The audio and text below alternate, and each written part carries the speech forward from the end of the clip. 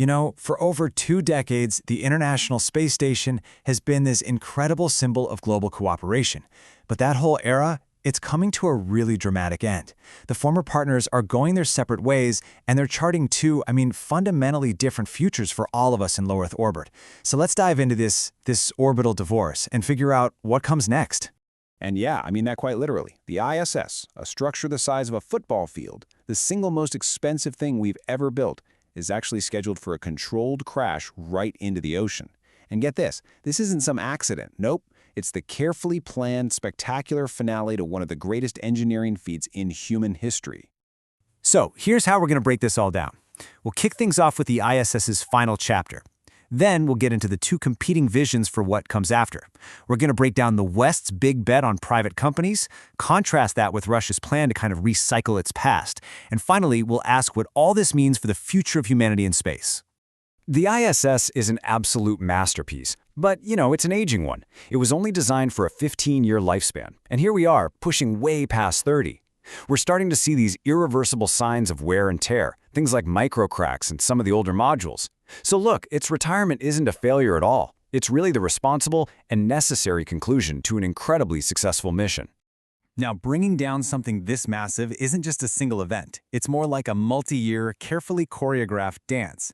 As you can see here, it all starts around mid-2028.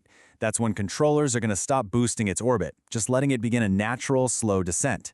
Then, in 2029, a special vehicle will dock up to guide its fall. The last crew will wave their final goodbyes in mid-2030, setting the stage for one last, fiery plunge into the most remote place on Earth, Point Nemo, which is basically the spacecraft cemetery in the South Pacific. Right, you can't just hit the brakes on a 430-ton space station. It requires a purpose-built space tug, and that is where this huge number comes in.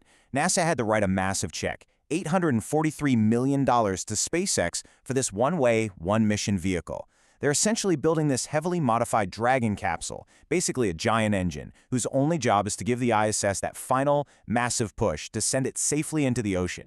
So once the ISS is gone, that old partnership just dissolves. And in its place, we're seeing two completely different philosophies emerge. This is where the story gets really fascinating, as the US and Europe on one side and Russia on the other make these huge bets on what living and working in orbit is actually going to look like.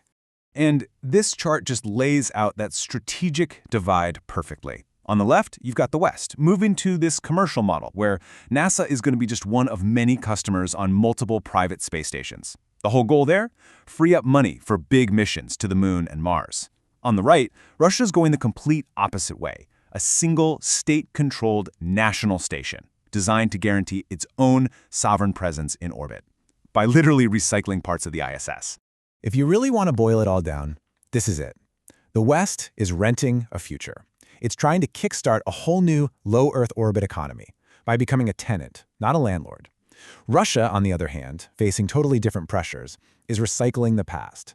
It's taking the hardware it already owns in space and using it as the foundation for its next chapter. These are two radically different bets.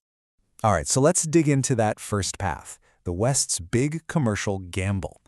And make no mistake, this is a genuine gamble. NASA is betting that the private sector can build these orbital outposts faster, cheaper, and way more efficiently than the government ever could, creating this vibrant marketplace up in the sky. I love this phrase, from landlord to tenant. It just perfectly captures this monumental shift for NASA. See, instead of owning and operating its own home in orbit, it just wants to pay rent. By offloading the massive, multi-billion-dollar-a-year cost of maintaining a station, NASA's aiming to redirect all those funds to its deep space ambitions, mainly the Artemis program, to get us back to the Moon and eventually to Mars.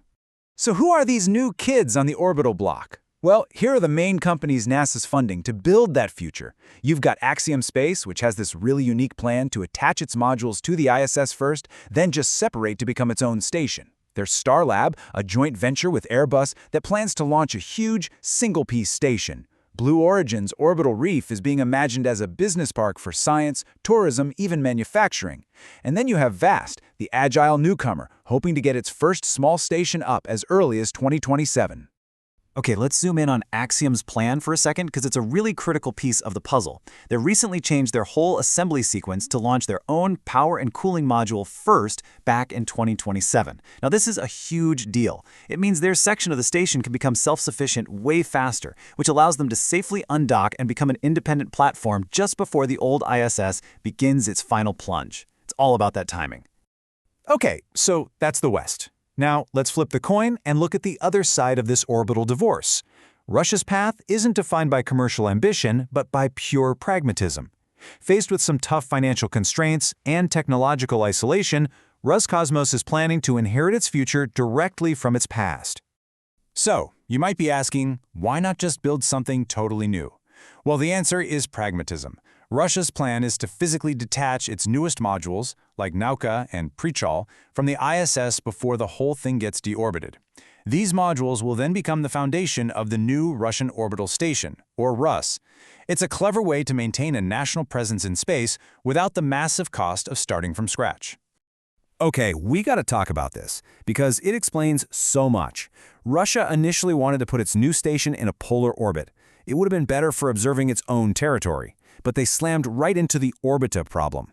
See, changing a space station's inclination, that's its orbital tilt, is incredibly, ridiculously energy-intensive. It's almost as hard as launching the thing to begin with. The physics are just brutal. And that is the key reason they decided to stick with the ISS's current orbit and just recycle their modules. So the ROS is going to be this hybrid of old and new. The backbone will be made of modules that are already up there, some of which are over 25 years old, like Zarya and Zvesta. But the plan is to then add a brand new, modern core, the NEM-1 Science and Power Module, which is scheduled to launch in 2027 and will basically serve as the station's new technological heart. But here is the major risk. Critics are quick to point out that building a new station on such an old foundation is a massive gamble. The Zvezda module, in particular, has been plagued by these tiny air leaks for years now. It really raises a serious question. Is Russia building its future on solid ground or on a foundation that's already starting to crack? So, here we are. We have two plans, each with huge potential rewards and, frankly, terrifying risks. Let's bring these two paths back together now and look at what's really at stake as we step into this brand new era in low Earth orbit. Ultimately, it really comes down to this. For the West, the biggest fear is what they call the gap. What happens if Axiom, Starlab, and all the others face delays and they just aren't ready to go when the ISS comes down in 2031? It could mean the US and its partners have no human presence in low Earth orbit, all while China's Tiangong station is flying right overhead. For Russia, the risk is old bones. What if a critical failure in a 30-year-old module takes the entire ROS offline? It could potentially end their human spaceflight program for years. You know, the International Space Station was amazing proof that nations could come together to achieve just incredible things. Now that whole era of cooperation is fracturing. As these two bold, risky, and completely different strategies start to play out, the ultimate question really remains. Will the space just above our heads be defined by a new spirit of commercial partnership or by a new era of geopolitical competition?